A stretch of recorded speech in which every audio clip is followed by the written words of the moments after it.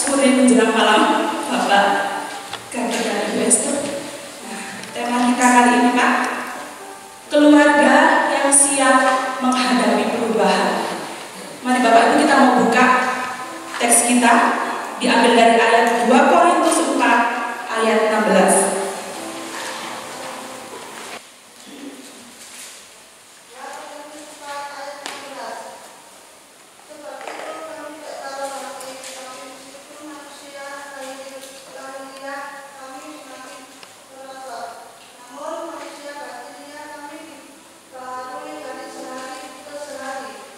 Terima kasih Bu Iis. Nah, ini Pak kita mau mengacu dari ayat kita, mari kita mau ini bahas, kita mau kuliti Pak satu demi satu, mumpung narasumbernya komplit ini.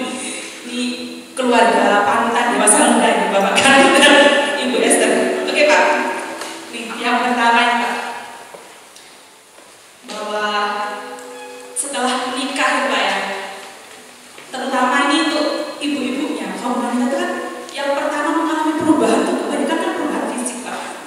Entah itu mungkin karena faktor hormon atau mungkin karena faktor yang lain. Nah, ini menyikapinya Pak, supaya perubahan ini tidak sampai menjadi masalah yang serius. Nah, mungkin Ibu Esther atau Bapak Ganda boleh, atau mungkin dua-duanya Ganda mau boleh.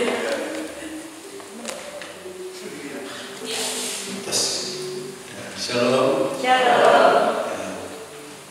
Bapak Ibu masih hidup. Amin. Amin.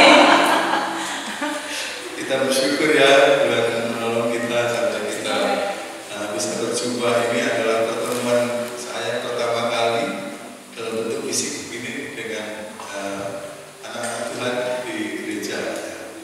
Kami selama ini terus online saja dan saya bersyukur bahwa hari ini kita bisa ketemu fisik ya. Jadi kita masih ingat bahwa kita masih hidup kita. Nah, Bapak Ibu ada pertanyaan tadi, bagaimana kita siap menghadapi perubahan. Mungkin saya mau singgung mengenai orang yang pernah mengucapkan satu ucapan di dunia ini yang agak mengagetkan, bahwa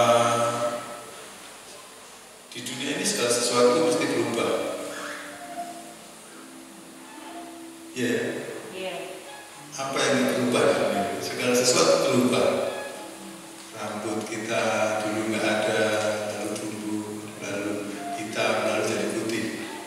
Ya, semuanya berubah. Lalu beliau membuat kesimpulan, sebenarnya di dunia ini yang tidak berubah yaitu perubahan. Mengerti maksudnya?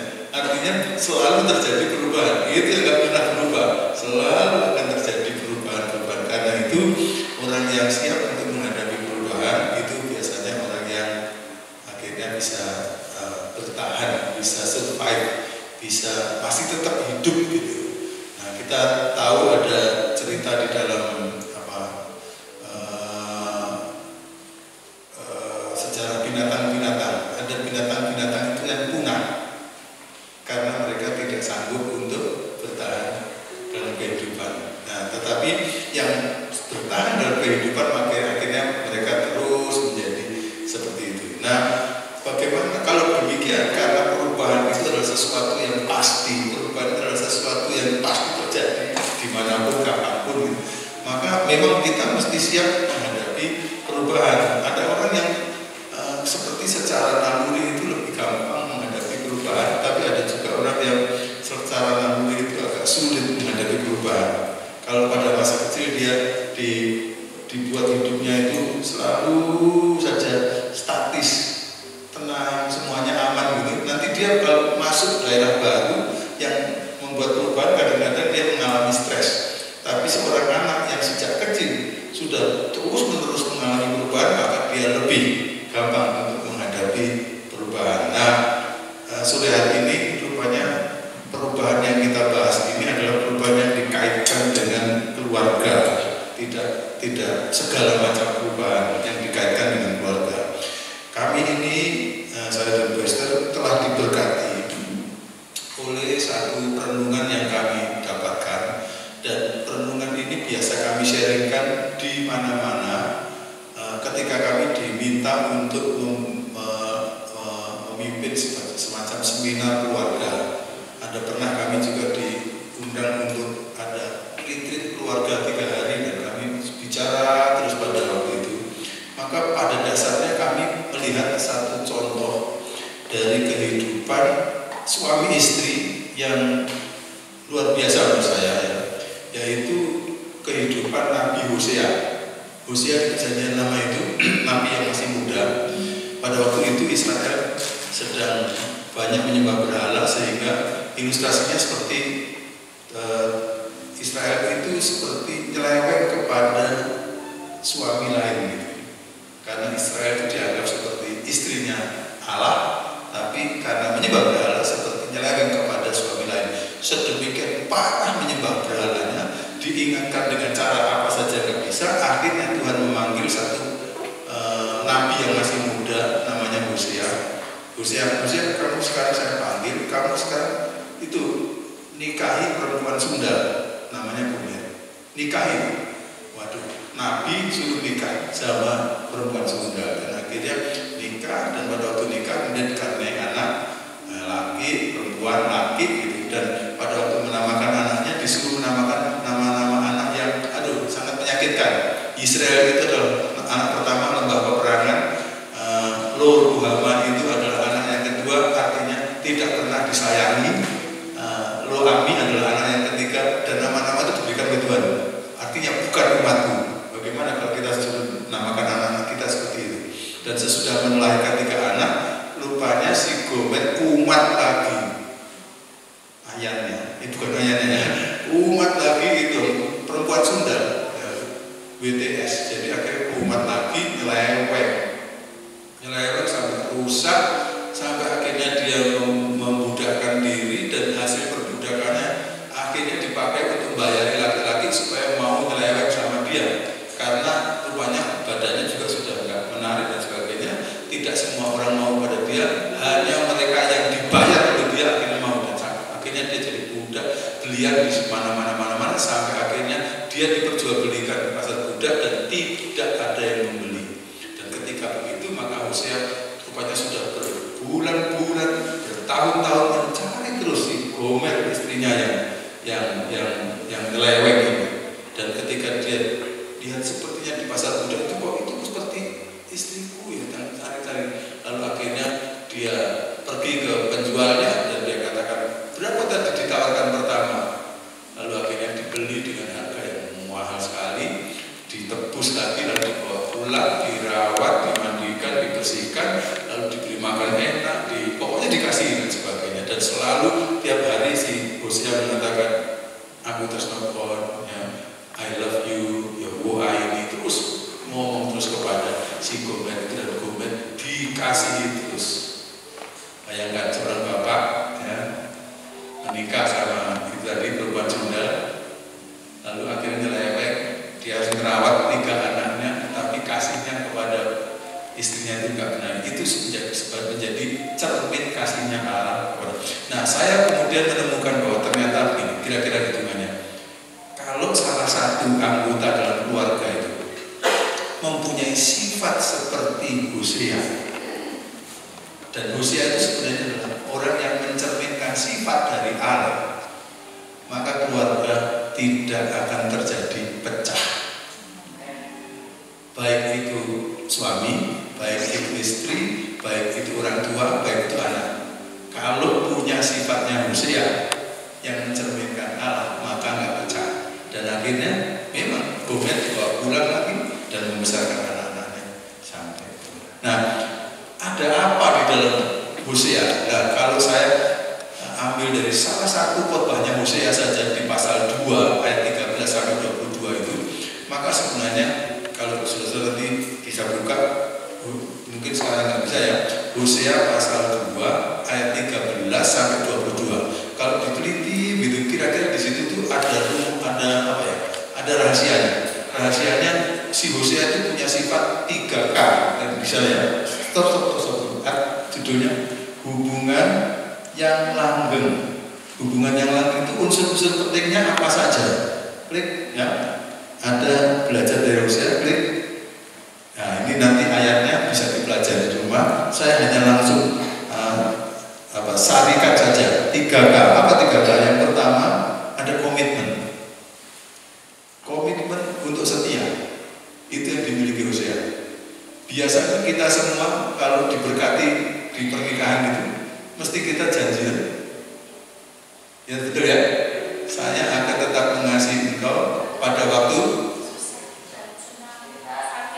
sehat atau sakit, susah, senang dulu, waktu senang atau susah, waktu kaya atau miskin. Nah biasanya orang kan meninggalkan sesama pasangan itu antara tiga alasan itu.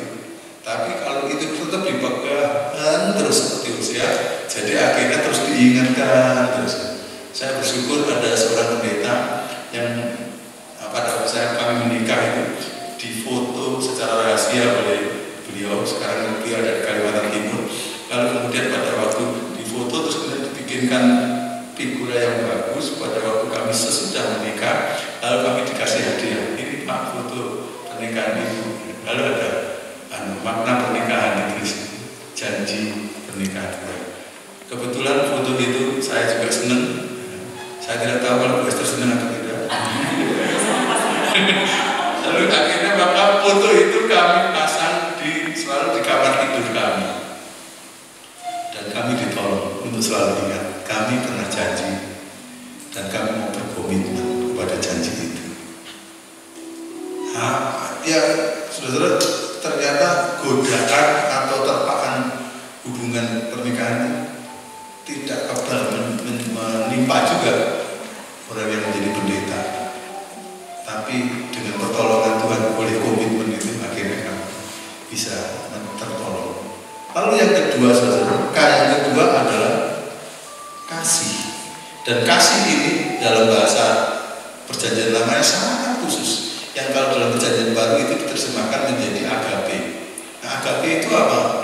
Saya sering bicara di mimbar di sini yang mengatakan, menurut Dr. William Barclay, agape ini adalah kasih yang dalam bentuk tindakan, yaitu mau melakukan apa saja, bukan hanya dipikir, bukan hanya dikehendaki, bukan hanya dirasa, tapi laku, tindakan, mau melakukan apa saja, nggak ada batasnya. Kalau perlu disalibkan seperti Tuhan Yesus. Jadi mau melakukan apa saja demi kebaikan yang tertinggi dari orang yang dikasihi. Kalau suami punya kasih agape pada istri, maka dia akan siap melakukan apa saja demi kebaikan yang tertinggi dari istrinya. Kalau istri punya kasih agape atau kasihnya Hosea, kasihnya Allah pada suami, maka suami mau melakukan apa saja, istri siap melakukan apa saja demi kebaikan tertinggi dari suaminya. Begitu juga orang tua kepada anak dan anak kepada orang tua. Ya sedemikian sehingga akhirnya nanti mestinya itu akan menolong kita tidak gagal. Jangan lupa Hosea itu sudah ditinggalkan, sudah tidak disetiai, tapi dia mau melakukan apa saja. Cari si Gomer itu sampai tahunan. Setelah di pasar budak dia membayar dengan harga mahal, dijualkan kebun anggur untuk nebus, lalu dibawa ke rumah, dimasakkan air hangat, dibersihkan, disuruh masakkan makanan enak, dikatakan air, saya cinta kamu selamanya. Nah ini mau melakukan apa saja demi kebaikan yang tertinggi dari pasangan hidupnya atau anak-anaknya. Izinkan saya motong dikit aja di sini. Saya dulu pengen tahu sebenarnya Bu Esther itu punya bakat apa, punya karunia apa dari Tuhan. Tapi sudah pada awal dari pernikahan kami, saya menemukan bahwa Bu Esther itu punya bakat khotbah. Maka saya berusaha sekuat tenaga untuk menjadikan Bu Esther pengkhotbah yang baik. Dan kalau tidak ada serangan COVID-19 kemarin, maka sebelum itu maksud saya, sudah bertahun-tahun semenjak Bu Esther jadi istri saya, maka jadwal khotbahnya Bu Esther ini jauh lebih padat daripada saya. Pergi ke gereja mana saja, gereja-gereja besar-besar yang saya belum pernah khotbah di sana, Bu Esther sudah khotbah di sana. Dan ketika saya mendapatkan hasil seperti itu, saya mengatakan saya mengucap syukur kepada Tuhan karena saya telah menjadi penyebab supaya kebaikan yang tertinggi dari Bu Esther dalam pelayanan kepada Tuhan bisa diwujudkan. Kadang-kadang setelah 5 tahun gereja itu selalu mengundang Bu Esther setiap bulan, baru mengundang saya. Jadi mereka belum pernah tahu saya. Maka saya di sana memperkenalkan saya, ini Pak Esther saudara. Bu Esther sudah dikenal, saya belum dikenal. Saya ini Pak Esther saudara. Lalu mereka pada ketawa, lalu baru tahu bahwa saya ternyata punya ini suaminya Bu Esther. Ganteng nih, disimpan terus Bu Esther. Nah itu yang kedua, itu ada kasih agape itu demikian. Yang ketiga adalah komunikasi yang lancar. Kalau kita baca ayat tadi, maka akan ada langit mendengarkan bumi, bumi mendengarkan gitu apa langit, dan artinya yang lebih kuat di rumah itu harus siap mendengarkan yang lebih lemah, supaya yang lebih lemah itu merasa bebas untuk berkomunikasi. Suami harus siap mendengarkan istri supaya istri bebas berkomunikasi. Saya pernah mengenal ada istri-istri yang takut untuk berbicara kalau ada suaminya. Mestinya yang lebih kuat harus melindungi yang lebih lemah, dan caranya adalah membuat komunikasi lancar. Anak harus merasa bebas untuk berbicara kepada orang tua. Nah itu kalau itu terjadi, maka itu berarti rumah tangga itu ada komunikasi yang baik. Nah mungkin kalau tadi dikatakan Bu Esther mau suruh memberikan tambahan, ya saya serahkan. Tapi saya mengatakan bahwa kalau kita punya modal 3K seperti yang dimiliki Hosea itu, seperti yang dimiliki Allah, maka perubahan akan terjadi apapun juga menurut saya. Tapi 3 itu akan menjadi modal yang sampai langgeng, akan tembus. 3 ya maksudnya.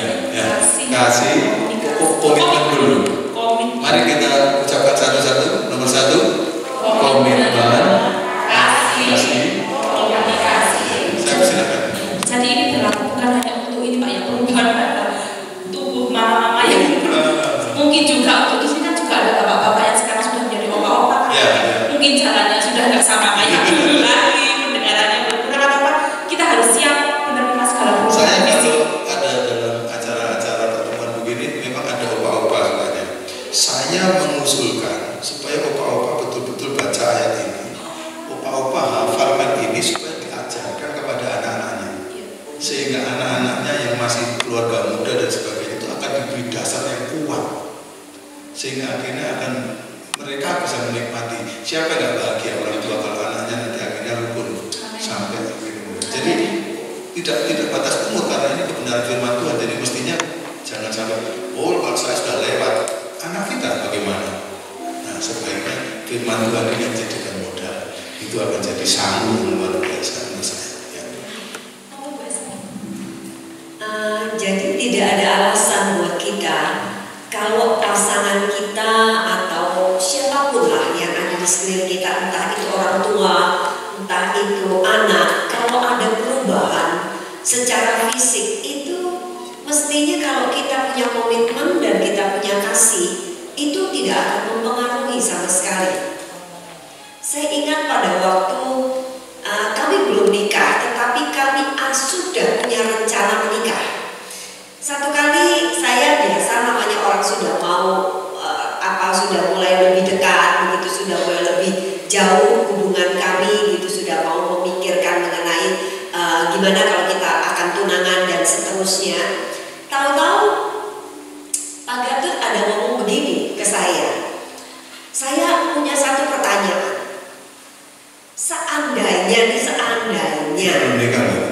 belum nikah, seandainya kita nikah, setelah kita nikah gak beda berapa lama, entah itu seminggu, entah itu sebulan, entah itu sehari, entah itu sejam, misalnya pokoknya mari nikah jebret begitu, tahu-tahu terjadi sesuatu. Dia mengatakan, misalnya aku, dia mengatakan gitu, misalnya tahu-tahu aku kena apa, ketabrak, opo stroke, opo kena apa, bisa bergeledek, opo ya opo salah. Pokoknya tahu-tahu aku nggak seperti aku yang baru beberapa waktu yang lalu kamu nikahi. Moro-moro misalnya stroke ya, moro-moro melok.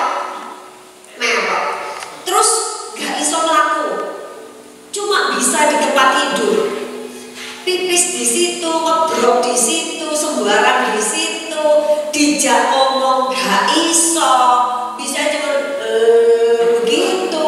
Terus yang luar biasa, gak mati-mati. Gak cepat mati kan yo, ya maksud kepenak yo. Gak cepat mati kepenak, saya iso ragu meneng gitu ya. Nah, tapi ini Saya bilang masalah. waktu itu saya akan dikaruniai, saya masih dikaruniai umur kira-kira 80 tahun, jadi nggak mati. Terus gak mati-mati, terus ya apa? Awakmu seandainya ini boleh memilih, misalnya tahu, wis tahu, mata setelah nikah begitu. Kira-kira kamu menyesal apa enggak nikah be aku? Kira-kira kamu masih mau apa enggak nikah be aku? Saya biasanya tuh kalau ditanya gitu ya, kamu gimana? Ini gimana? Saya langsung wis cepet wis ngomongin. Tapi begitu dikasih pertanyaan gitu, saya mingkem, gak iso jawab. Saya tuh langsung seyo, tak pikir tak doa bahkan sampai puasa waktu itu saya bilang kasih saya waktu, dan saya bersyukur bahwa dia senang dengan jawaban saya, dengan tidak langsung enggak, pokoknya karena dunia milik berdua, I love you, you love me, and you, pokoknya love-lovean gitu ya, I belong to you, you belong to me, and you belong-belongan gitu ya. Pokoknya yang kayak begitu tuh gak keluar dari mulut saya, karena terus terang waktu itu kami juga sudah cukup begitu dewasa. Saya sudah berumur waktu itu 30 ya, 30 tahun gitu, hampir 30, 29 dan 30 gitu. Jadi enggak, aku gak mikir sih musuh sih aku mau kalau sama cowok yang kayak gini gitu loh. Lama kurang bini aku susah gitu ya. Terus saya pulang, saya mikir, saya doa, saya puasa tanpa dibatasi berapa lama.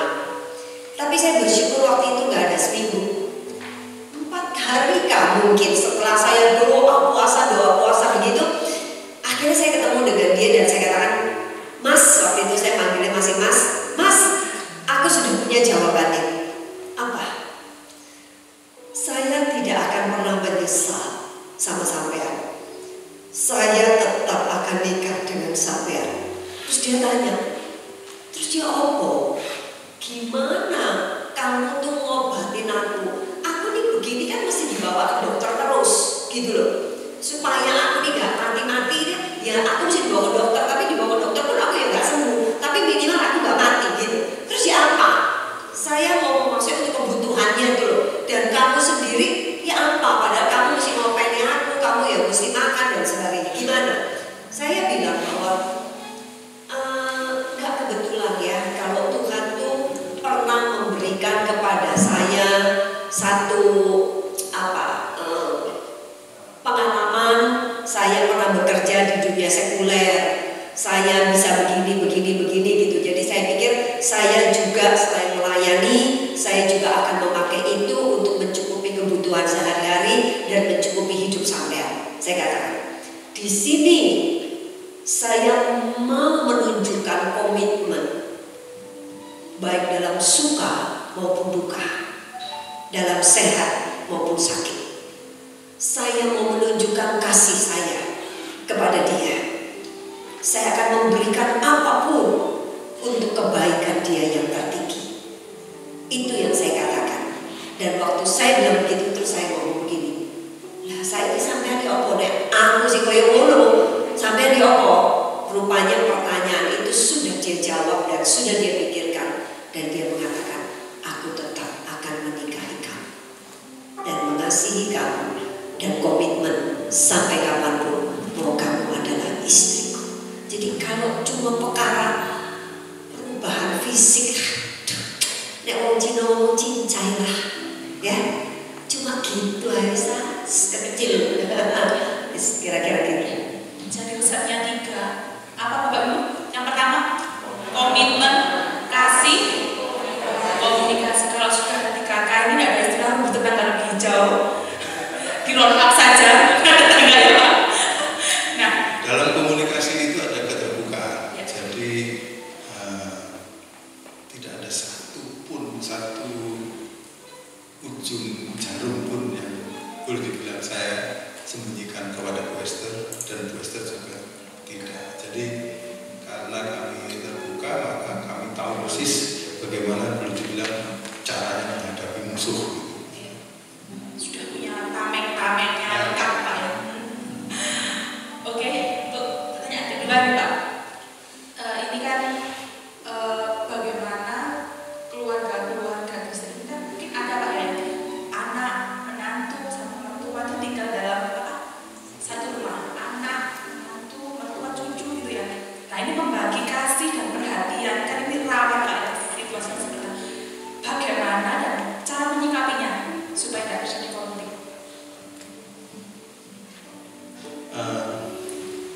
Kita punya budaya yang beda dengan orang di dunia barat ya. Kalau di dunia barat itu pada umumnya mau nikah itu berarti ya bisa pisah dengan orang tua gitu. Tapi budaya kita itu memang budaya berkelompok, sehingga juga memungkinkan untuk terjadinya berkumpulnya anak cucu dan sebagainya gitu tadi. Nah kalau memang itu ternyata juga budaya kita terhindar, akhirnya kita tidak bisa menghindarkan seperti itu. Saya sih masih tetap menawarkan bahwa seluruh anggota keluarga itu diberi pengertian mengenai 3K dan dilatih semuanya, sehingga ini bukan harus menjadi miliknya suami istri, tapi juga anak-anak. Sehingga anak-anak kami juga yang hidup bersama kami demikian. Bahkan kalau ada orang-orang yang ikut dengan kami, ada pernah orang dititipkan kepada keluarga kami, seorang yang sebatang kara tidak punya. Dan kebetulan memang ayah dan ibu saya sudah tidak lama sudah kami menikah itu sudah dipanggil Tuhan. Papanya dia sudah meninggal sebelum kami menikah. Mamanya juga tidak pernah bersama-sama dengan kami, sehingga kami memang waktu menikah ya sudah kami berdua. Namun demikian selalu saja ada keluarga saudara, lalu kemudian keluarga orang lain yang dititipkan kepada kami. Kami nggak pernah lepas dari orang yang dititipkan kepada keluarga kami. Ya itu sama saja. Kami harus mengembangkan dalam hubungan keluarga itu. Siapapun ada dalam rumah ini, mari kita akan sama-sama mengembangkan sikap yang seperti itu, sehingga akhirnya ya itu menjadi budaya keluarga siapapun. Jadi kasih kami berusaha tidak bedakan, baik itu anak kandung atau itu orang yang masuk ke dalam keluarga kami. Kami pernah menerima seorang ibu yang sudah tua, yang tidak pernah menikah, yang ceritanya itu sangat pahit. Kami diberikan itu dari seorang hamba Tuhan yang sudah hamba Tuhan itu menjadi tua, sehingga dia akhirnya serahkan itu pada kami. Dia berasal dari daerah Tulung Agung sana. Pada masa kecilnya, ketika dia masih umur 10 tahun atau berapa, ibunya meninggal. Lalu ayahnya ini punya hutang. Ceritanya yang dia ceritakan kepada Bu Esther adalah punya hutang kepada seorang Pak Haji gitu. Lalu akhirnya bapaknya nggak bisa membayar. Lalu kemudian Pak Haji itu mengatakan ya serahkan saja anak itu buat saya. Nah ketika ibu ini yang mungkin jadi anak saya waktu jadi orang di rumah saya, waktu masih kecil itu dia buat mau sama sekali, lalu akhirnya dia melarikan diri. Dia melarikan dirinya ke Malang, pokoknya menghilangkan diri dari keluarga. Kerja di sini, lalu kemudian setelah kerja, kemudian tiap kali ada sesudah 2-3 tahun ada hasil, dia pulang, lalu diberikan kepada ayahnya. Ternyata ayahnya habiskan itu untuk judi, untuk apa, saudara-saudaranya, kakak-kakaknya juga begitu. Beberapa kali dia lakukan begitu dan uang pekerjaannya selalu dihabiskan. Akhirnya hidupnya pahit dan dia tinggalkan keluarga itu. Dan kemudian pokoknya dia kerja di Malang tanpa pernah pulang lagi, sampai dia nggak pernah tahu keluarganya itu dan tidak pernah menikah. Dalam hidup yang pahit seperti itu ditemukan oleh seorang pendeta senior kami yang kemudian bersama-sama dengan keluarga mereka. Lalu setelah pendeta menjadi tua, kemudian diberikan sebenarnya ke Yayasan Pelayanan Kasih Bethesda, tapi waktu itu penuh ruangannya sehingga diberikan kami. Orang itu sampai meninggalnya akhirnya bersama-sama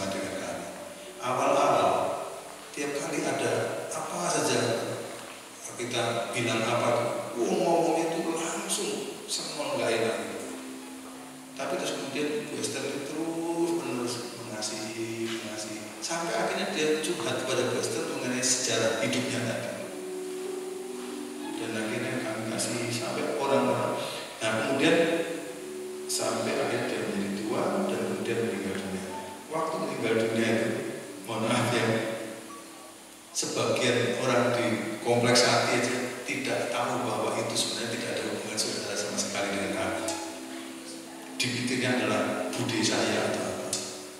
Maksudnya saudara, saya harap menangkap, kami tidak pernah memperlakukan orang yang tinggal di tempat kami dengan standar yang beda. Standarnya tetap saja komitmen, kasih, dan komunikasi. Siapapun mereka adalah keluarga kalau sudah di rumah saya. Maka akhirnya sampai pada, saya pikir dia budimu. Dia bukan siapa-siapa sebenarnya. Tapi kalau Tuhan sudah utus seseorang masuk keluarga kami, bagi kami ini adalah anggota keluarga yang seperti usia mengasihi ibu ya. Kami juga harus mengasihi. Mungkin saya mau bicara dari hal yang lain begitu ya. Kalau satu rumah sudah ada 3 generasi lah ibaratnya seperti itu, memang biasanya suka terjadi konflik. Tapi inilah pentingnya kalau kita tahu firman, karena di dalam firman itu sudah jelas. Biasanya konfliknya itu kenapa sih? Konfliknya kan biasanya kalau yaitu dimana ibu bapak kita tuh mulai cawe-cawe keluarga kita, begitu loh, ya kan? Terus si ini pasangan ngomong, aku gak suka sama mamamu, sama ibumu, aku gak suka sama bapakmu, pokoknya kan omongannya tuh seperti begitu. Nah, ini masalahnya apa sih? Masalahnya karena mereka itu gak ngerti statusnya. Kalau kita lihat di dalam Alkitab itu jelas bahwa nanti seorang laki-laki akan meninggalkan ibunya dan bapaknya dan bersatu dengan istrinya. Jadi semestinya kalau kita sudah punya anak yang menikah, kalau memang kita ninggal isah-misah, masih campur, sebaiknya pisah. Itu yang paling baik, sebaiknya pisah. Tapi kalau memang kita nggak isah-pisah, ya nggak apa-apa ya, kita campur. Tapi kalau kita campur, tolong bapak ibu tuh tahu diri. Mereka sudah nikah, mereka sudah punya keluarga sendiri. Kita nggak usah cawe-cawe, nggak usah cawe-cawe seperti itu. Nah, kemudian anak-anak juga begitu. Bagaimana terus dengan anak-anak, hubungan dengan anak-anak? Kadang-kadang kan ada juga nih yang suami istri kalau begitu udah punya anak, terus istrinya anak, terus suaminya gak diopeni belas gitu. Nah, ini kita juga harus tahu bahwa satu kali nanti anak kita juga akan ninggalin kita gitu. Kalau anak kita satu kali ninggalin kita sudah begitu brojol anak, terus kita nggak punya hubungan yang baik. Begitu anak kita pergi, kita kayak orang asing loh.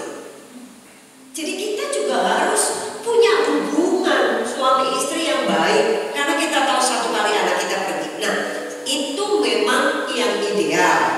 Tapi gimana seandainya terjadi nggak ideal? Misalnya yang nggak ideal ya, terus moro-moro tua, wes ngomong, ini wes ini mungkin moro tuane apik, tapi mantune masalah, Gusti paling ono kuat kayak ngono ya, gitu ya. Mungkin cucunya wes salah. Misal ini yang nggak ideal wes terjadi. Ya apa? Tetap pegang satu hal. Gak ada pencobaan yang melebihi kekuatan kita. Tidak ada. Kalau memang kita masih punya solusi untuk pisah-pisah, tapi kalau tidak memang kita harus di sana karena 1, 2, 3, 4, 5 hal, ya sudah, jalani.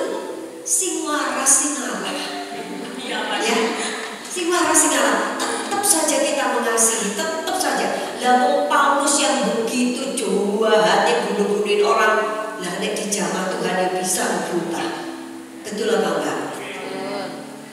Maria Magdalena yang aduh, istilah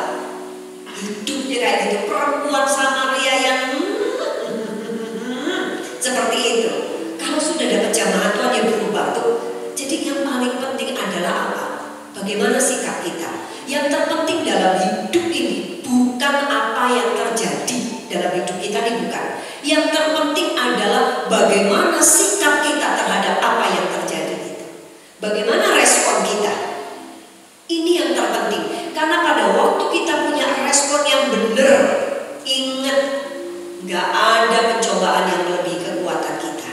Ingat, gak ada sesuatu itu yang langgeng terus gak berubah. Kita tahu ya, semua berubah. Orang yang tadinya bisa begini jadi begini. Kita juga paham, kita juga tahu, kita juga punya iman bahwa orang yang jahat sejahat apapun satu kali pasti berubah. Mbah tadi yang disebutkan itu, aduh, bener-bener ibaratnya dia tuh bukan sapa-sapanya saya, tapi masalah lambene. Bayangin saya nikah dengan dia, tapi dia ngomongnya ayo Pak, kita pergi, tinggalin aja ibu, kita menikah Pak. Nah bayangin dong Mbak, ngajak suami saya nikah di Romotumon. Bayang, tapi saya begitu wis, cuma satu, kasih. Aduh, dia itu ya yang namanya saya waktu itu kan orang dulu nikah tuh loh, kan nggak zaman kayak sekarang ya, apa-apa tuh uang dulu kan masih kado. Jadi saya tuh kadonya tuh sampai kamar dewe penuh, kamar 3 kali 4 tuh bok wis isinya gelas yang apa wis pokoknya yang hancur tak kayak anduk sitok loh. Saya ini anduknya bawahnya minta anduk hadiah kawin dulu ya, tak kayak sitok. Saya kasih satu sama dia di selampirno di balik pintu. Lah wis tuwek lupa, karena memang tuwek lupa terus ngomong pendeta macam apa kaya ngono, ngei anduk tapi gak niat, wis ngei dijupuk meneh. Yang sakti ngomong wong 200 kilo ngomong sama dosen, sama ibu dapur, sama mahasiswa, pendeta macam apa kaya ngono, wis ngei dijupuk meneh. Musuh kaya ngono, pelit orang kaya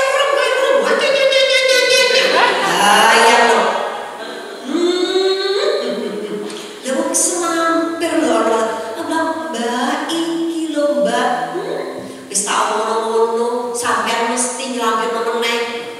Begitu coba aduh. Dia karena sudah tua tuh loh, nyapu kan gak iso suruh, namanya orang sudah tua kan suruh bungkuk kan boyo wis susah ya. Saya yang waktu itu jauh lebih muda, saya bungkuk gak apa-apa, tak sapuin bagian bawahnya. Waktu saya bagian bawah tuh tak sapu, dia bisa ngomong apa? Ayo, lama, jupu apa? Pendeta kok nyuri, pendeta kok main jupuan.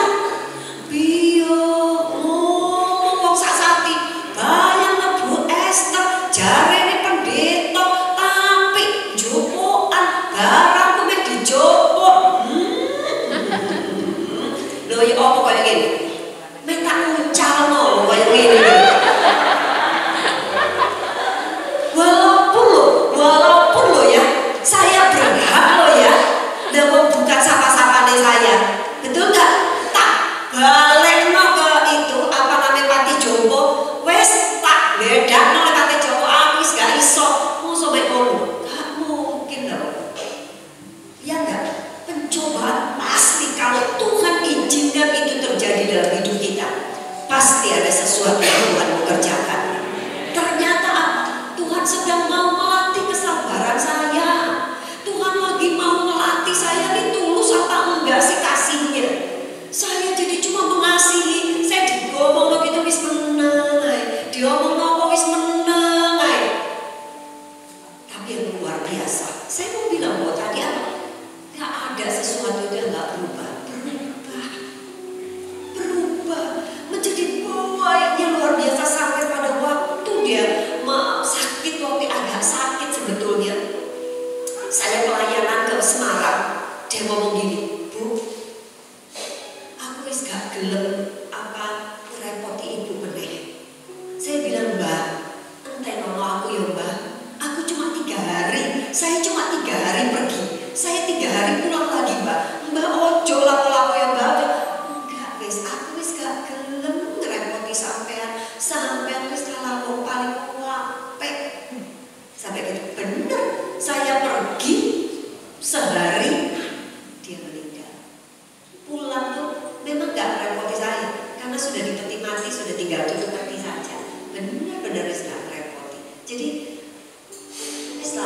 sing waras sing Allah.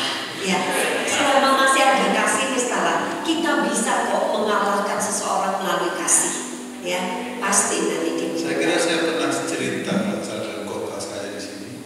Kami juga pernah dititipi 2 anak, dan perempuan sama laki umur kira-kira sekitar umur 2 tahun dan 6 tahun.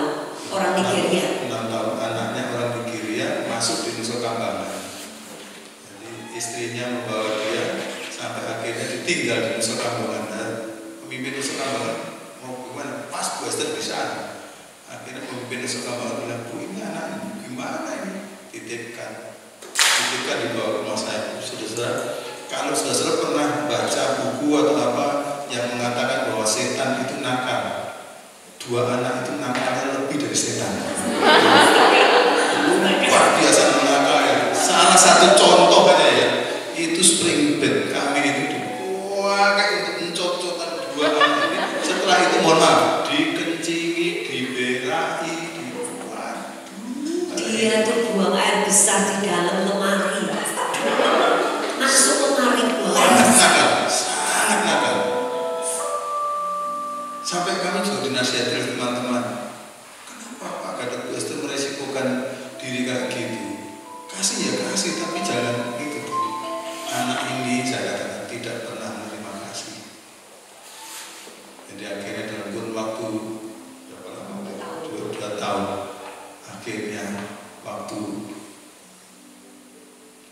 dikembalikan kepada orang tuanya, maka anak ini sudah nangis mau ikut kami terus. Seorang 2 anak yang nakalnya lebih dari setan ternyata bisa diubah menjadi anak-anak 3 bulan. 3 bulan dia berubah, luar biasa. Itu manis dan terus. Tantangannya waktu itu saudara, bagus anak saya itu sampai kami karena perhatiannya habis untuk 2 anak ini, maka Ayu dan Bagus anak-anak kami akhirnya sangat tidak diperhatikan. Ya karena anak-anak kami itu ya, saya bersyukur pada Tuhan ya, 2 anak ini baik-baik gitu. Sehingga lalu akhirnya mereka sampai protes. Mereka berdua ngomong, ayo kita harus gimana mau apa gitu maunya, karena papa dan mama sudah tidak memperhatikan kami lagi. Kayaknya kita bukan anaknya dan mereka yang barunya anaknya, sampai begitu. Akhirnya malam-malam setelah anak-anak 2 itu tidur, maka Ayu sama Bagus kami panggil dan kami kasih tahu bahwa mereka itu tidak pernah punya papa dan mama yang seperti Ayu dan Bagus miliki. Sementara saja izinkan papa dan mama mengasihi mereka nanti, dan kalau bisa bantulah mama dan papa mengasihi mereka. Dan akhirnya Ayu dan Bagus mau juga melayani mereka seperti diaku sebagai adiknya, karena mereka dapat kasih itu berubah. Saya tidak tahu ya, maksudnya ya pencobaan tadi pasti bisa diatasi kalau ada sifat Tuhan dalam hidup kita. Jadi intinya kasih lebih banyak hal, ya Pak ya. Tidak ada lagi istilah anak yang super nakal menjadi setan ya. Jadi Kalau tua yang sebenarnya dalam nasihat Rasul Paulus kepada Timotius itu mengembalakan gereja di kota terbesar ketiga di dunia pada waktu itu, dan Timotius masih muda. Timotius dinasihati begini, Timotius, kalau ada orang-orang tua di gerejamu, kamu anggaplah itu seperti ayahmu. Kalau orang-orang tua yang wanita, anggaplah seperti ibumu. Kalau orang-orang muda yang laki-laki seperti saudaramu. Kalau yang wanita muda di jemaatmu, anggaplah seperti saudara perempuanmu. Dan kamu harus bergaul dengan wanita muda di gerejamu dengan penuh kemurnian. Yang ditambahi itu yang wanita muda. Lalu saya dapat tangkap, oh kalau gitu gereja itu harus dianggap sebagai keluarga. Kalau gereja saja hubungannya justru dianggap sebagai keluarga, apalagi di rumah. Itu akan jadikan contoh maksudnya, supaya kita itu jangan sampai kehilangan hubungan-hubungan kasih. Kita bayangkan saja lah, kalau Tuhan itu maunya cuma yang baik saja, mohon maaf ya, tidak ada di antara kita yang di sini yang masuk hitungannya Tuhan. Betul ya? Tidak ada, karena kita berdosa, kita jijik di hadapan Tuhan. Tuhan berjijik sama kita waktu kita berdosa. Tapi Tuhan karena kasihnya masih mau menolong kita. kasihan yang lain nggak ditolong, kita tolonglah gitu. Terima kasih. Ya, jadi intinya kita tidak fokus dengan apa yang terjadi di sekitar kita, tetapi bagaimana kita mengambil sikap untuk apa yang terjadi di sekitar kita. Tidak ada lagi ya anak yang nakal tidak bisa berubah, hubungan dengan mertua yang mungkin tidak harmonis karena mungkin sudah tua, pikir, memicu kegeran, Pak ya, terus apa lagi cerewet, yang dulunya nyanyi sekarang tak nyanyi gitu mungkin lah. Tidak ada lagi Pak seperti itu ya. Nah, juga kadang-kadang yang menjadi pergumulan katakan gimana aku kuat menghadapi itu. Nah itu nomor satu itu memang hubungan kita dengan Tuhan pribadi. Tapi nomor dua itu juga hubungan sesama ini. Saya kadang-kadang juga waktu jengkel itu saya nggak kuat kalau Western nanti akan menguatkan saya. Nah waktu kemudian Western misalnya nggak kuat, saya menguatkan Western. Nah seperti tadi ada Ayu dan Bagus yang nggak kuat, kami menguatkan mereka. Setelah mereka tahu, rupanya ada kalanya ketika kami seperti nggak kuat, mereka menguatkan kita. Jadi ya itu yang kuat menguatkan yang lemah gitu. Dan itu tolong menolong.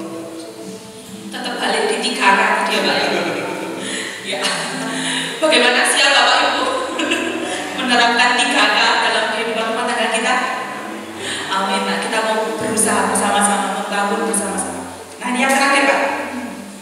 Ini perubahan yang terakhir nih terkait ekonomi Pak. Situasi pandemi saat ini kan ya secara otomatis membuat ekonomi keluarga mungkin tidak semua mungkin goncang, mungkin berdampak. Menyikapinya Pak untuk keluarga Kristen. Ini istri yang baik selalu harus mengutamakan suami nomor satu. Saudara-saudara, kami ini memang membangun keluarga dengan mencoba mempelajari firman Tuhan. Sejak pada awal-awalnya untuk membangun prinsip-prinsip hidup yang didasarkan atas firman Tuhan. Termasuk soal keuangan itu kami punya satu ceramah tersendiri kami, karena kami menemukan tentang keuangan. Contohnya kami punya paham dari Alkitab menurut kami, yaitu bahwa pemasukan itu harus kita dapatkan sebesar-besarnya. Dari mana pemasukan itu berasal? Nomor satu, anugerah Tuhan. Kalau kita nggak kena anugerah Tuhan, kita sakit pun kita bisa kerja. Tapi kalau sudah dapat anugerah Tuhan, kita harus ada 3 kerja. Kerja keras, kerja cerdas, kerja cepat. Jadi anugerah Tuhan itu tidak kita tanggapi dengan wis mau anugerah Tuhan jadi nganggurai loh. Kerja keras, kerja cerdas, kerja cepat. Ternyata kalau orang kerja keras tidak pernah tidak di depannya pasti ada nasi. Kalau orang kerja keras pasti ada nasi di depannya. Tapi kalau dia ditambah dengan kerja cerdas, maka berarti dia bisa melipat kali gandakan yang masuk. Apalagi kalau dia kerja cepat, bisa 4 kali lipat yang masuk. Prinsip itu prinsip Alkitab, kami punya ayatnya semua. Jadi sebenarnya anugerah Tuhan itu kalau disambut dengan sikap kerja keras, kerja cepat, kerja cerdas, mestinya yang masuk itu besar. Nah sesudah masuk, maka ada cara ngaturnya yang keluar. Yang keluar itu ada beberapa banyak, yaitu yang miliknya Tuhan harus diutamakan dulu. Tidak boleh sama sekali kami mengambil bagian Tuhan. Jadi kami sepakat minimal 10% harus untuk pekerjaan Tuhan. Sudah itu, nggak usah dinegosiasi. Karena nafas saja diberikan oleh Tuhan, jadi cuma disuruh bayar 10% kan murah sekali. Jadi kita pokoknya nggak pernah negosiasi. Lalu yang 90% kita kelola untuk kemuliaan Tuhan, untuk kebaikan kita dan untuk kebaikan orang lain. Yang 10%. Jadi tetap kami punya prinsip bahwa 100% setelah kami usaha 100% itu tetap miliknya Tuhan. Jadi harus dipergunakan untuk hal-hal yang memuliakan Tuhan. Tidak boleh dipakai untuk hal yang tidak memuliakan Tuhan. Kami siapa? Kami adalah pengelolanya. Bahasa kerennya kami itu manajernya. bukan ownernya. Ownernya tetap Tuhan. Nah, kalau kita punya paham bahwa semua harta kita itu milik Tuhan, nanti akan hati-hati cara menggunakannya. Karena apa? Kita harus bertanggung jawab tiap pengeluaran rupiah. Persoalan muncul ketika kita ada berkat banyak, lalu kita tidak bertanggung jawab atas pengeluarannya. Kami walaupun mengeluarkan tetap bertanggung jawab pada Tuhan, karena kami anggap itu miliknya Tuhan, bukan milik kami. Kami hanya pengelolanya saja. Justru kami harus lapor pada Tuhan. Tuhan, yang 90% itu kami gunakan untuk ini. Nah, untuk apa saja? Nomor 1, mencukupi kebutuhan kita. Kebutuhan. Jangan keinginan. Ini penting sekali. Jangan keinginan. Kebutuhan kita.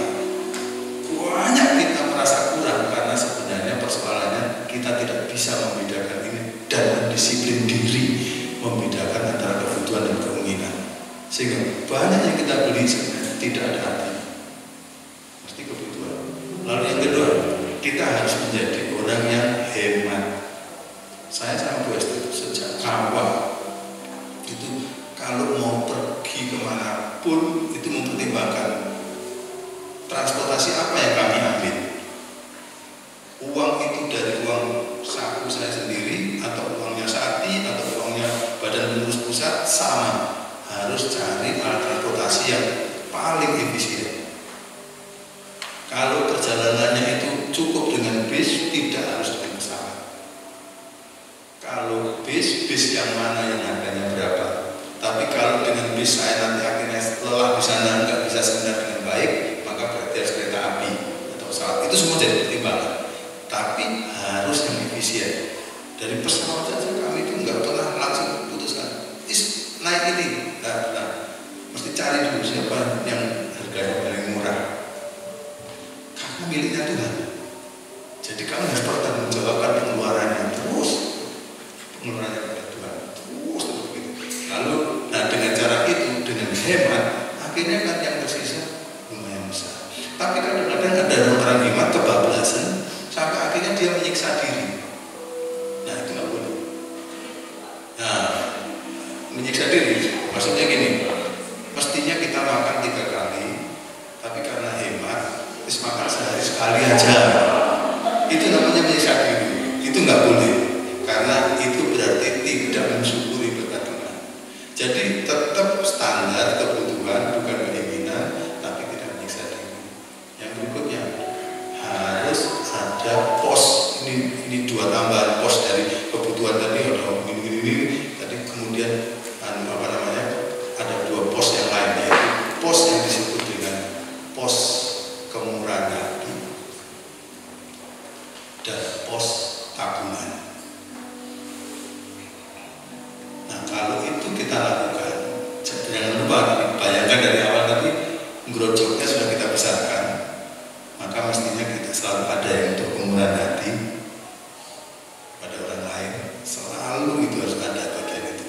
Dan kemudian pos tabungan. Sehingga dengan cara demikian nanti kalau ada sesuatu krisis terjadi pada kita, maka sebenarnya kita sudah siap.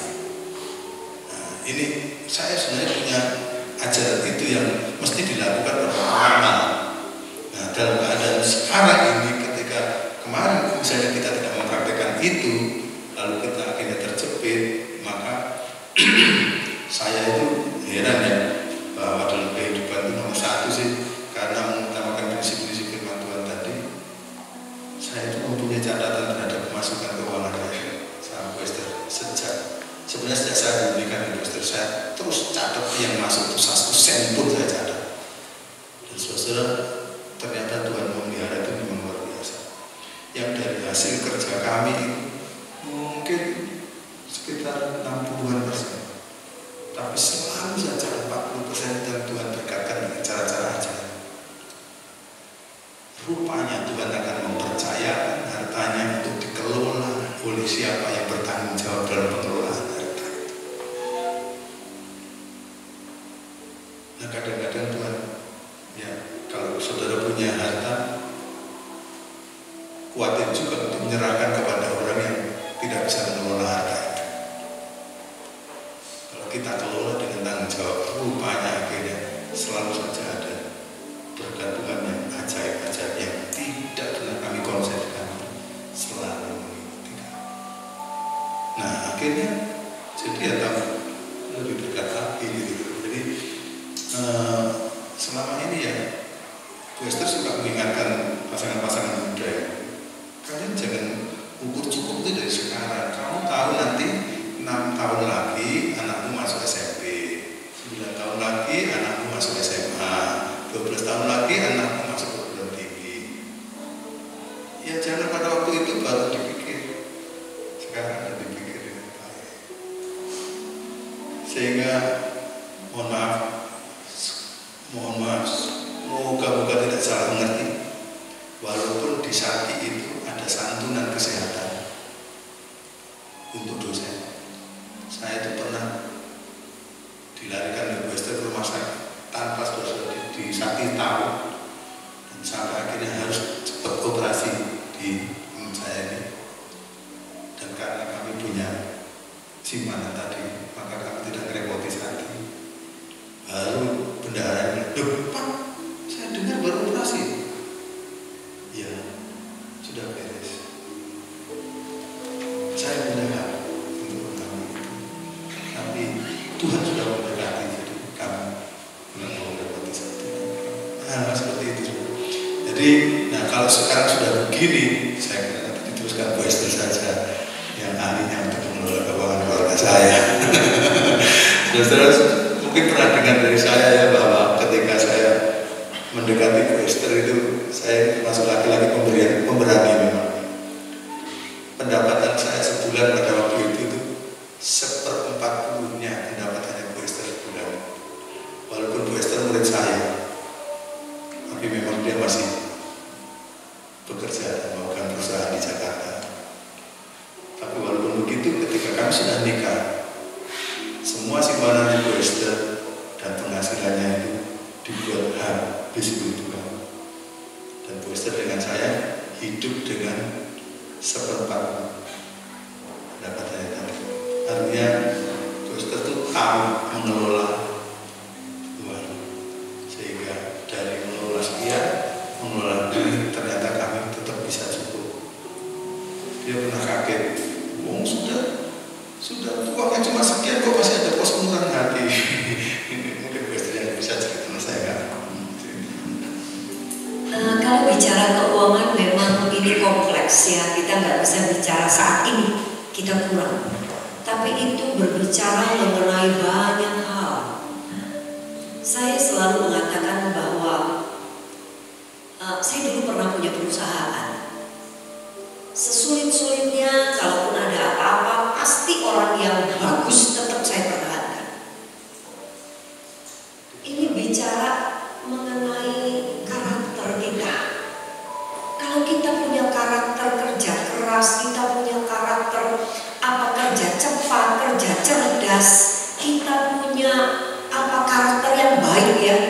Saya bilang ini, orang pintar itu banyak, orang yang bisa gini ini banyak, tapi orang yang jujur sedikit. Kalau kita punya karakter minimal kita dilirik banyak orang. Karakternya baik ya, sesuai firman ya. Jadi wis jujur, wis orangnya kerja keras, wis orangnya kerja cerdas, wis orangnya kerja cepat gitu ya. Wis mesti dipertahankan ya. Dan orang yang kalau sudah seperti ini itu mengelola keuangannya itu dengan sesuai lagi firman Tuhan. Firman Tuhan bilang kita mesti belajar dari semut. Semut itu mengumpulkan makanannya pada waktu musim panas karena dia tahu akan ada musim hujan.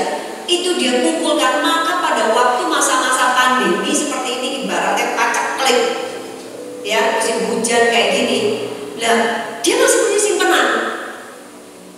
Makanya saya bilang ini kompleks, ini bicara diri kita sekarang, itu berbicara mengenai bagaimana kita yang dulu begitu.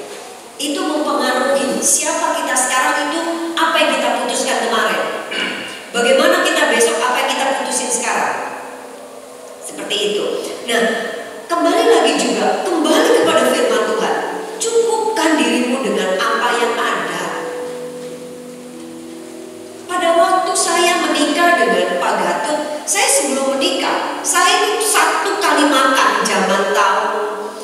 90-an awal ya, zaman tahun 90-an awal, itu saya satu kali makan itu saya bisa menghabiskan 50 sampai 100 ribu satu kali, bukan.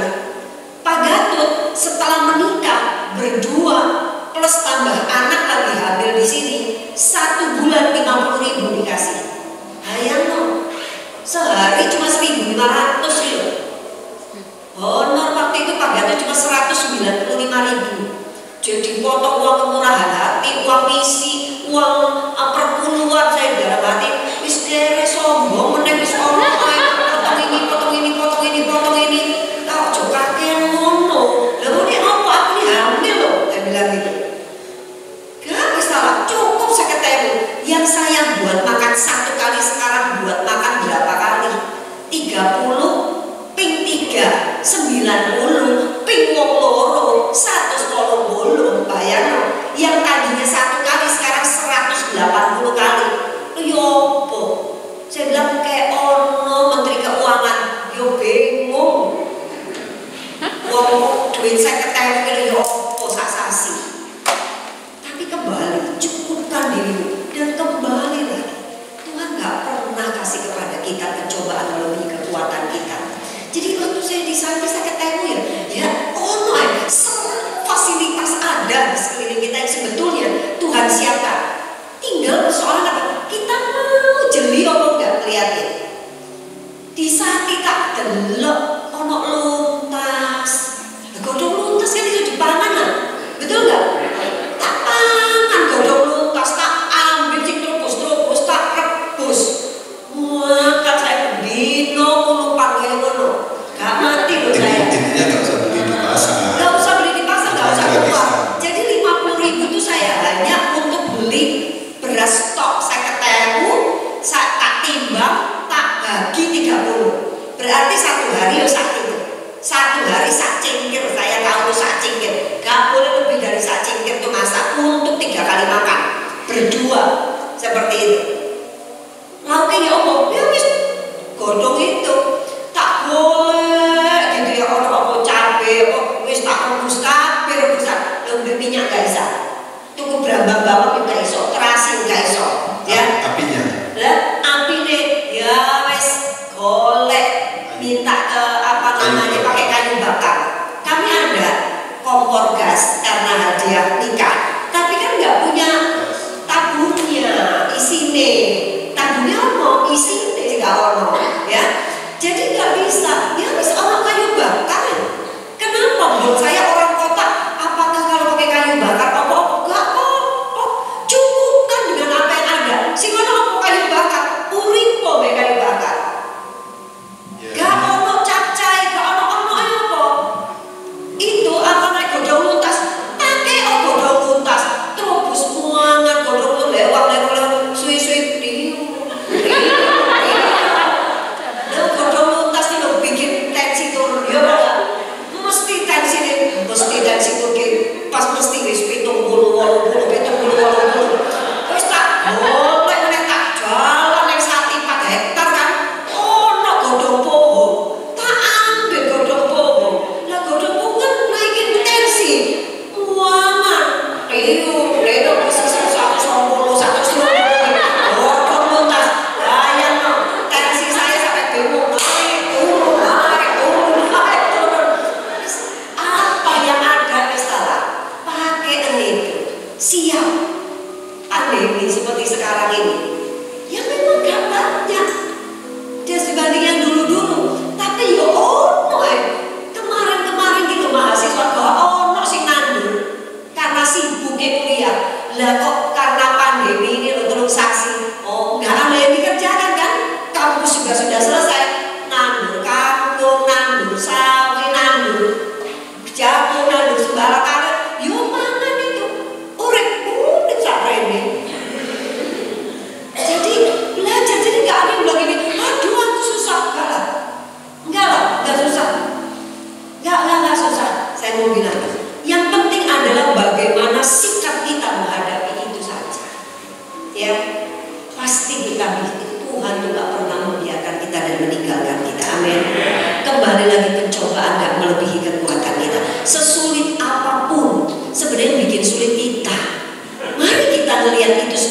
Oke, tenang. Ono sakmene, ya wis, ayo urip mek sakmene. Nah, besok sok ben kalau nggak mau urip dengan segitu, nabung nanti kalau sudah nggak ini lagi, nabung gitu loh. Jangan hidup sesuai dengan keinginan, hidup sesuai kebutuhan, cek iso nabung supaya besok kalau ada sesuatu kita jadi tahu. Ya. Terima kasih nih Bu Esther Pak Gatot untuk bimbingannya, untuk sharingnya. Saya harus menceritakan Tuhan yang terakhir ya. Iya. Saudara, kebiasaan kami untuk menabung, pos menabung dan pos kelurahan hati itu akhirnya membuat gimana ya, itu sudah menjadi rasa enak, harus memberi. Ketika COVID-19 kemarin dulu Maret menghantam ini,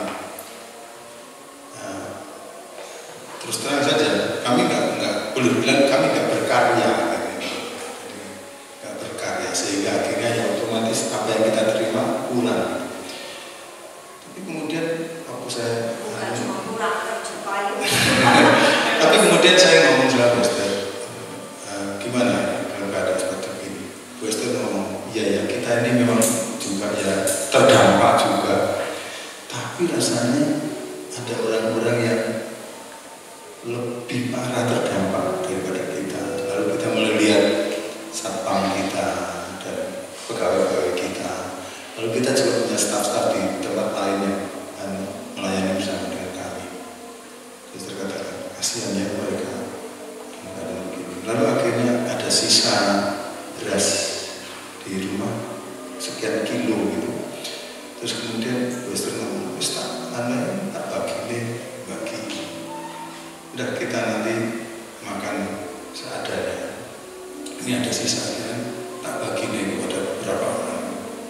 Udah ditambah lagi, kok minyak juga kemarin dulu yang beli, kok masih ada sisa. Coba tak bagi nih juga gitu. Dengan tidak terlalu memikirkan kita bagaimana, tapi pokoknya kita ada pas lah, pokoknya hidup biasa, hidup pas, hidup bisa cukup. Itu pagi kita ngomong, itu pagi kita ngomong. Maunya siang ke sore itu mau dibagi-bagikan kepada orang itu. Jam 9 ke 10 dari satpam itu telepon ke rumah saya. Pak, Bu Esther, ke Bu Esther ya. Bu, ini ada orang ngirimin beras. Orang muda Bu, nggak mau nyebut namanya. Katanya untuk Bu Esther. Oh iya Pak, nanti tak ambilkan pakai sepeda motor. Nggak bisa Bu, wong saking tahu berasnya. Saudara, saya bercerita ini bukan untuk jualan jamu, jadilah orang yang murah hati. Bukan. Tapi ini praktek hidup yang setiap kali kita praktekkan, kami nggak bisa tidak mesti menceritakan kebaikan Tuhan, karena Tuhan yang pengalaman begini ini sudah kami alami sejak awal, terus gini untuk menceritakan yang terakhir saja. Wong Jawa Gusti ora sare, luar biasa Tuhan itu. Ketika itu kan beras kami kan belum kita bagi di sana, belum. Baru dibungkusi, baru nikah. Tuhan sudah menunjukkan, wis bagus sikapnya, kita kayak hadiah, saking tahu. Wah, kalau mau cerita yang lain-lain terlalu luar biasa Tuhan. Nah, saya selalu mau ceritakan Tuhan itu. Saya katakan kepada mahasiswa yang bertanya, Pak Gatot kok akhirnya sekarang bisa pelayanan sampai kemana-mana itu, diundang kemana-mana. Saya bilang karena saya di mana-mana menceritakan apa yang Tuhan buat bagi kami, dan orang mendengarkan dan orang diberkati. Saya mencerita saja betapa luar biasanya Tuhan kalau kita mau hidup seturut dengan kehendaknya. Tapi tolong jangan pakai konsep-konsep tak enak ini biar Tuhan gini, nggak bisa. Itulah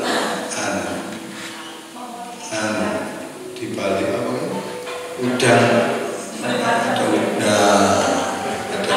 balik batu. Kita harus lakukannya dengan kemurnian untuk menjalankan firman Tuhan dalam hidup kita. Itu bukan urusan kami untuk mengurus yang begitu-begitu. Itu Tuhan sendiri yang mengurus urusan Tuhan.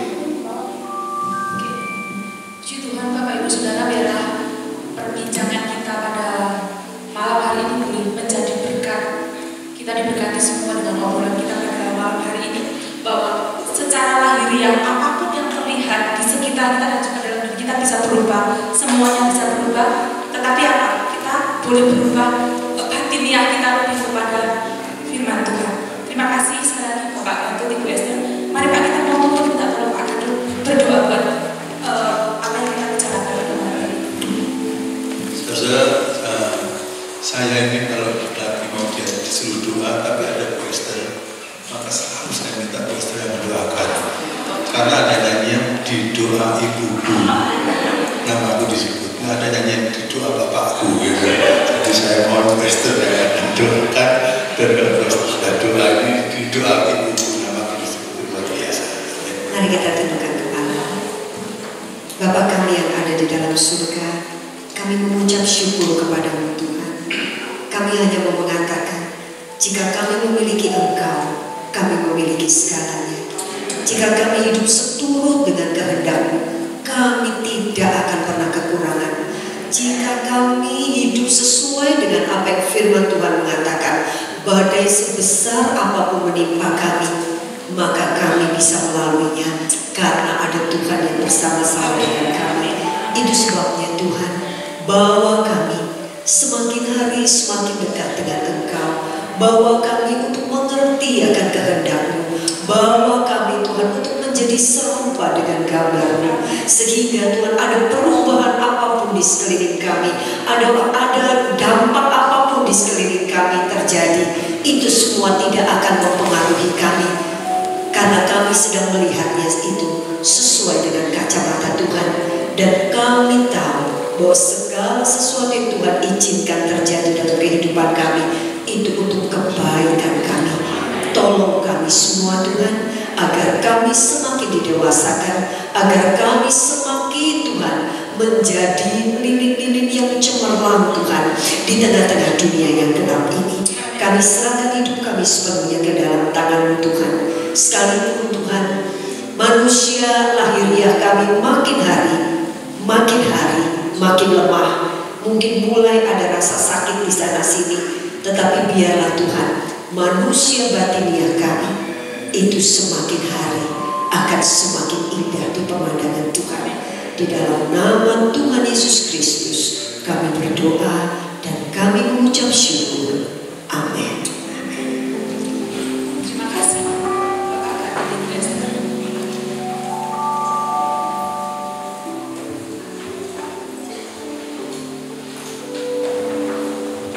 Siap melaksanakan 3K dalam kehidupan kita Bapak Ibu? Ini perkara yang sulit. Kalau kita mau belajar bersama-sama, tidak ada yang sulit kalau kita berjalan bersama-sama dengan Tuhan. Puji nama Tuhan, kita akan memberikan persembahan. Persembahan kita kali ini diambil 2 kali. Yang pertama untuk kas pembangunan dan yang kedua untuk kas bersama. Kita mulai ini persembahan dengan satu pujian. Betapa baiknya Engkau Tuhan.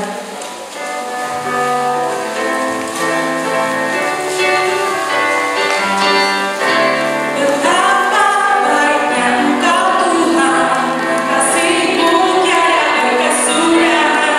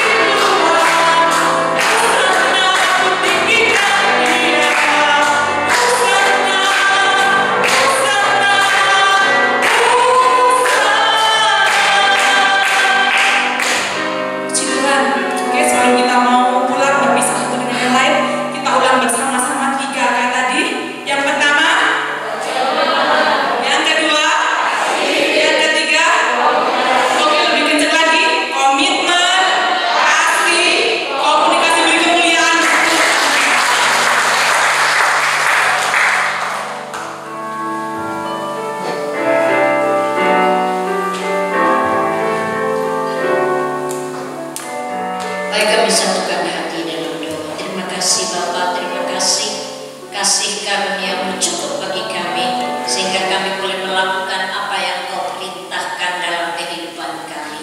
Allah Roh Kudus, Allah penolong, Kau akan menyanggah semua pribadi kami untuk kami menjadi pelaku firman. Terima kasih Bapa, sebelum kami mengakhiri hidup ibadah kami tetap rindu mendoakan Indonesia yang kami cintai. Kiranya Engkau memberkati, menguduskan Tuhan negara kami. Kiranya Engkau sendiri yang telah memilih pemimpin bagi kami. Engkau juga akan melengkapi dengan hikmat pertolongan yang datang dari Tuhan, sehingga boleh mengatasi semua perubahan yang terjadi. Juga Tuhan, kepada gereja-gereja, kiranya Engkau bangkitkan mereka para hamba-hamba Tuhan untuk menyadari betapa pentingnya kita bergantung dan berharap kepada Tuhan. Terima kasih Bapa untuk kota yang kami cintai. Kami tetap mendoakan kiranya Engkau sendiri akan menolong Ibu Wali dan jajarannya. Engkau juga menolong semua pemimpin-pemimpin di negara ini agar mereka boleh benar-benar melakukan kewajiban mereka, tugas yang Tuhan percayakan di atas pundak mereka, dan kami rindu mendukungnya di dalam doa. Terima kasih